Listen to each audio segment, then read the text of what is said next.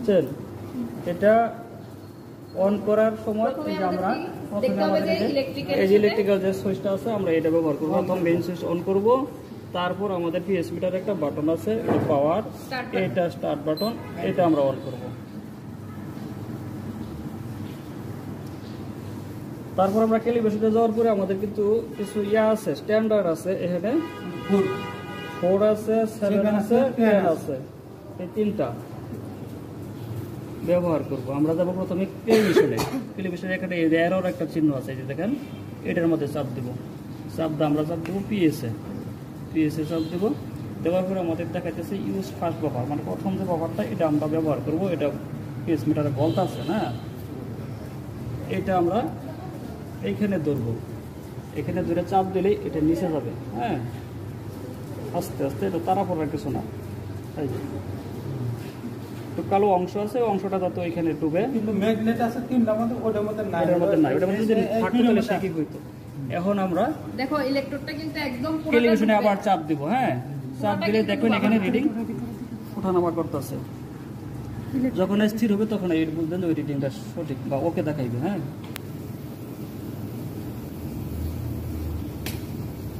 একদম পুরাটা ডুবাবা না, ইলেকট্রোডের মাথাটা কিন্তু খুবই সেনসিটিভ। ওখানে একটা বাল্ব আছে, একটা বাল্ব আছে কাছে। হ্যাঁ, ওটা বাল্ব আছে, দুইটা জিনিস আছে, তো এটা ঘষালে ওটা ভাঙে যাবে, তাহলে এই মেশিনটা নষ্ট হয়ে যাবে।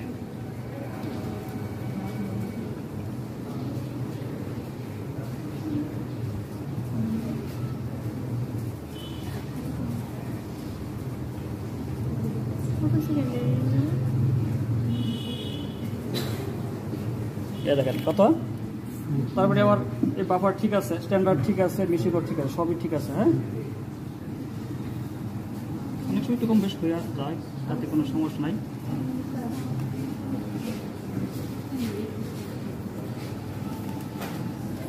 এই যে দেখেন এখানে ছোট একটা টুকরা আছে ম্যাগনেট, এটা কিন্তু ঘুরবে, ঠিক আছে? এটার মধ্যে ঘুরে নাই, এটার মধ্যে মিস হয়ে গেছে, এটা কি জানি। সাদা একটা টুকরা আছে, দেখেন এটাই ঘুরবে, এটা দেওয়ার পরে ঘুরবে। এই যে দেখুন ম্যাগনেট, এটা ঘোরাতে সুবিধা হইলো কি আপনি তাড়াতাড়ি রিডিংটা পাইতেছেন, মেশিনের কাজটা তাড়াতাড়ি করতেছে। যদি জমাট হয়ে থাকে কাজ করতে লং টাইম দিবে, আপনার রিডিং ঠিক আসবে না। আর যদি ঘুরে তাড়াতাড়ি সেই কয় পুরাটা, তাহলে আপনি তাড়াতাড়ি রিডিংটা এখানে দিবে, দেখাবে। বুঝছেন? এই হলো উপকার। তলে জমাট হয়ে থাকে তো সেই খেলে ভালো। কারণ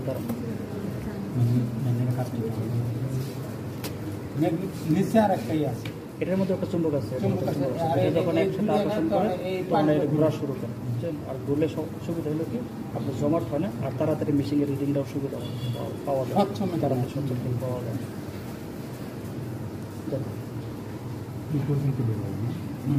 আমরা এই কালো দাগ ঢুকাইবো যাতে নিচে ওই গায়ে না লাগে, লাগলে খরচ করে শব্দ হবে, সবই বানিয়ে দেবে। চলবে। এখন আমরা যাবো টেলিভিশনে। এই দেখেন, এই যে দেন, এই যে ঘুরতেছে, এই যে দেন, এই যে ঘুরতেছে, পানি ঘুরতেছে।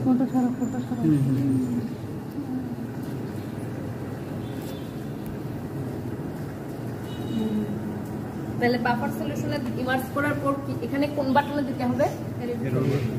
এরর বাটন, মানে এটা ক্যালিব্রেশনের বাটন। তারপরে ক্যালিব্রেশন শেষ হলে পরে ওটা শেষ। এখন হচ্ছে এন্ড হার্ড বাফার। ওই রিডিং দেখলাম 7 আর 7 সেটা কত নম্বরটা দিছে? হ্যাঁ 7 টা আছে, 7 টা হইছে। হ্যাঁ, প্রথমটা দিছিলেন দেখছেন? প্রথমটা ফুট দেওয়া আছে, প্রথমটা ছিল 4 সামথিং, এখানে 01 ওইটা দেখুন। মানে এটা কথা হইলো প্রত্যেকবার কাজ করা পুরো মত ছিল, পুরোটা কি জানি নিচে, ঠিক আছে? প্রত্যেকবার কাজ করার পূর্বে কিন্তু এটা ভালো করে ওয়াশ করে নিতে হবে, নাহলে কোনটা একটা সাথে আরেকটা নষ্ট হয়ে যাবে, বাবর নষ্ট হয়ে যাবে, আপনি স্যাম্পল নষ্ট হতে পারে। একটা স্যাম্পল আপনি নিলেন, রিডিং নেওয়ার পরে যদি আরেকটা আলতো ভাবে হচ্ছে কি এখানে ঘষাঘষি করা যাবে না, না ঘষাঘষি করা যাবে না, করা যাবে না। এবার এরভাবে বোঝা যাবে যে ওঠে যাতে না বুঝে যে আমারে ধরছে, এরকম ভাবে।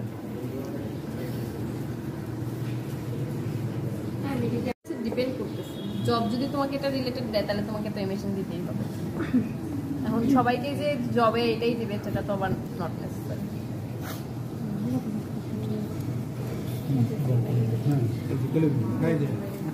যে ঘুরতেছে ম্যাগনেট ঘুরতেছে পানি ঘুরছে রিজন করতেছে বাপটা শুধু এটা তুলেন না, ওটা সহ এটা সহ তাড়াতাড়ি হবে মানে সঠিক জায়গাটা এটা হচ্ছে এটা দেওয়ার আগে এটা মানে ক্লিক করার পরে শো করছিল 7 মানে আগের পেজটা শো করছিল নাকি? হ্যাঁ আগের পেজটা না এখন আপনি মনে করেন এক গ্লাস পানির মধ্যে একটা স্যালাইন দিলেন, দেখা যাচ্ছে লিখাই বলেন তো এই জন্য শেক করে দিলেন, মিশে গেল, পানিটা মিষ্ট হয়ে গেল। আর এই মিষ্ট হইলো কি তাড়াতাড়ি রিডিং করার সাথে সাথে উপরে থেকে হইলে আপনি জমাট নিচে পাউডার জমাট পেজ তো হচ্ছে কি তোমার এটা দেওয়ার সাথে সাথে তো 10 আসবে না 7 8 6 আসতে পারে 5 আসতে পারে যে কোনটা এসে তারপর স্টেপ আমাদের 10 আসবে টেলিভিশনের কাজ শেষ। আমরা ট্যাপ ওয়াটার দেবো আর নো তাহলে তুমি এখানে তো সবকটা ঠিক আছে আপনারা কিভাবে করবেন ঠিক থাকলে তো ঠিক।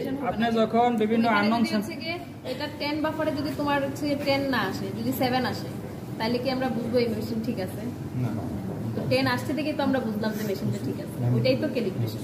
মানে প্রথম যে 7 শো করছে এটা যদি স্টেবল হয়ে যেত হ্যাঁ, তাহলে তাইলে তো এটা হচ্ছে কি মেশিনটা ঠিক থাকতো। তাহলে ম্যাম আমাদের কি ক্যালিব্রেশন ক্যালকুলেট করতে হয় না, জাস্ট দেখতে হয় যে মেশিন ঠিক আছে। মেশিনটা ঠিক আছে। এটাই আমাদের just মেশিনের যাচাই হচ্ছে করার কি হ্যাঁ কোয়ালিটি বেসিস করার জন্য আমরা ক্যালিব্রেশনটা করে দিই।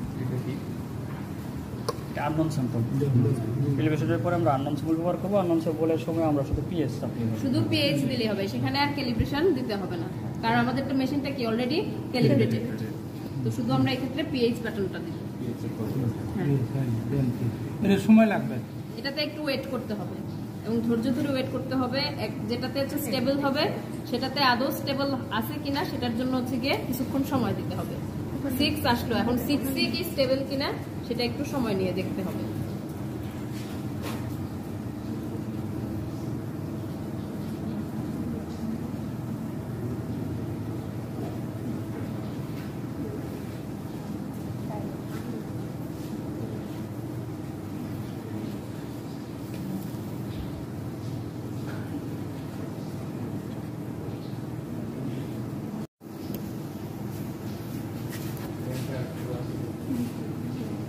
দিনে দিনে বড় হয়ে যাচ্ছে।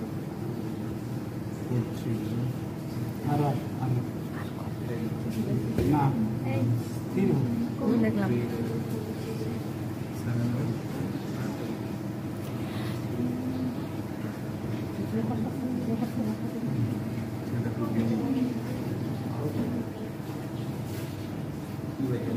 তিরিশ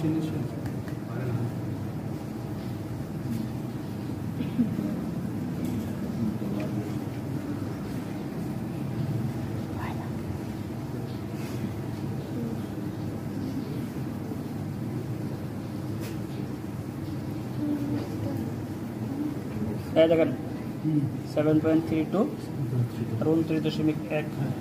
এখন আপনারা যারা আসছেন এটা দেখেন এই তো এটি রিডিংটা ওইখানে নিয়ে যাও, ওইটার মাধ্যমেই তো সব কিছু।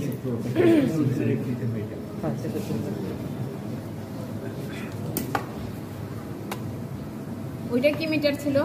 আইডেন্টিফিকেশনে পড়ানো হয়েছিল ইসি মিটার। EC metre. ওইটার কাজটাও একটু দেখে যাও, ওইটার সাথে সিমিলার। এখানে জাস্ট পিএইচ বের করা আর ওখানে ইলেকট্রিক্যাল কন্ডাক্টিভিটি।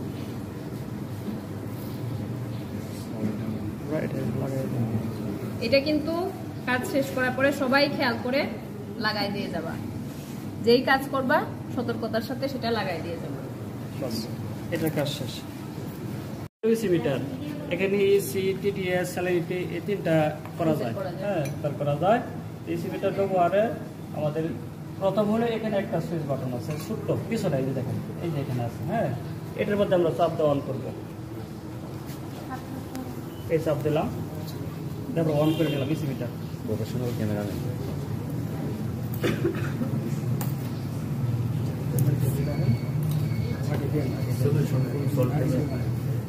এখন আমরা এটা দিয়ে তো পিএস মাপো, তাই না? AC meter PS. আচ্ছা, এখন আমরা ক্যালিব্রেশনে যাওয়ার পূর্বে আমাদের এখানে একটা সলিউশন আছে। ওখানে যেমন স্ট্যান্ডার্ড ছিল না, তিন রকমের, এখানে একটা এসি স্ট্যান্ডার্ড আছে, এটা 1413। এটা দিয়ে আমরা মেশিনটাকে আগে ওকে করে নিব, ক্যালিব্রেট করে নিব। হ্যাঁ, দেখেন তাহলে আমরা এই স্যাম্পলটা রেডি রাখলাম।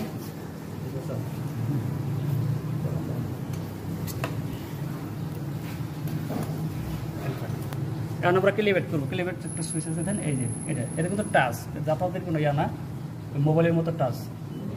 এই দেখেন এখানে দেখাইতেছে ওয়াইটিং যে জায়গার মধ্যে দেখাইতেছে এখানে দেখাইবে পরে এসটিডি যখন দেখবে তখন আমরা স্ট্যান্ডার্ড সিরিজ মানে ওই মেশিনের স্ট্যান্ডার্ড সিরিজটাই চাইতেছে। হ্যাঁ, আমাকে ওটা দেন।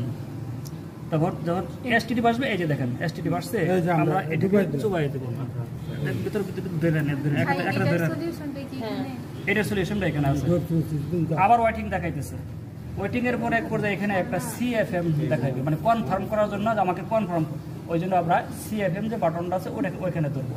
দেখবেন ওইটা বাসবে, ওটা বাসতে আমাদের এটা ওকে আসছে না, তাহলে আমরা এখানে দিলাম সিএফএম মানে কনফার্ম। হ্যাঁ, এই যে দেখেন 1414 আসছে, 1413 আসার কথা না, 1414, তার মানে কোনো সমস্যা নাই, ঠিক আছে, মোটামুটি ঠিক আছে। এটা না টানেন তাহলে যেটা বলছি সেটাই কিন্তু সত্য। ওকে, মানে এটা ক্যালিব্রেটেড। ওকে, এটা এখানে রেখে দেন।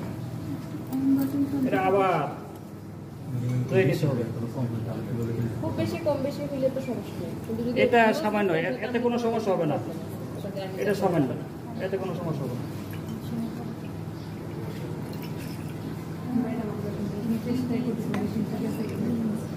তোমাদের তো আজকের এটাই কাজ, operation and calibration of pH meter. PH মিটারের সাথে এটাও দেখানো হচ্ছে, কারণ এই দুটোর কাজ মোটামুটি সিমিলার, সেই জন্য এটাও দেখানো হচ্ছে।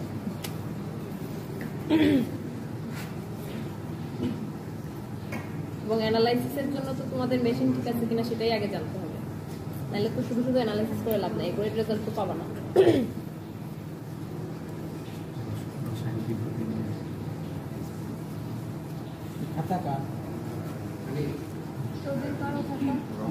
দেখো এখানেও কিন্তু আবার কি করলো, ওয়াটার দিয়ে কিন্তু রিন্স করে নিল। এখন আমরা আননোন স্যাম্পল দিব, এখানে ক্যালিব্রেশনের কাজ একটা, স্ট্যান্ডার্ড মাত্র একটা দিয়ে আমরা অ্যাডজাস্ট করে নিয়ে মেশিন দিয়ে ওকে করে তারপরে আমরা আননোন স্যাম্পল দেব। আননোন স্যাম্পল দেওয়ার সময় আমাদের ক্যালিব্রেশনের যে সফটওয়্যার আছে এখানে সব দরকার নাই, আমরা রেঞ্জে প্রথম আমাদের ইসি দেওয়াই আছে, এই যে দেখেন ইসি বাটনে দেওয়াই আছে। হ্যাঁ, তাহলে আমরা ইসি বাটনে কিভাবে বুঝলাম দেওয়া এই যে দেখেন উপরে ভাষা আছে, ইউএস লেখা আছে না, ওইটা ফাংশন দেওয়া আছে। এটা আছে যে এটা ধরেন, এটা শুদ্ধ সবাই ধরেন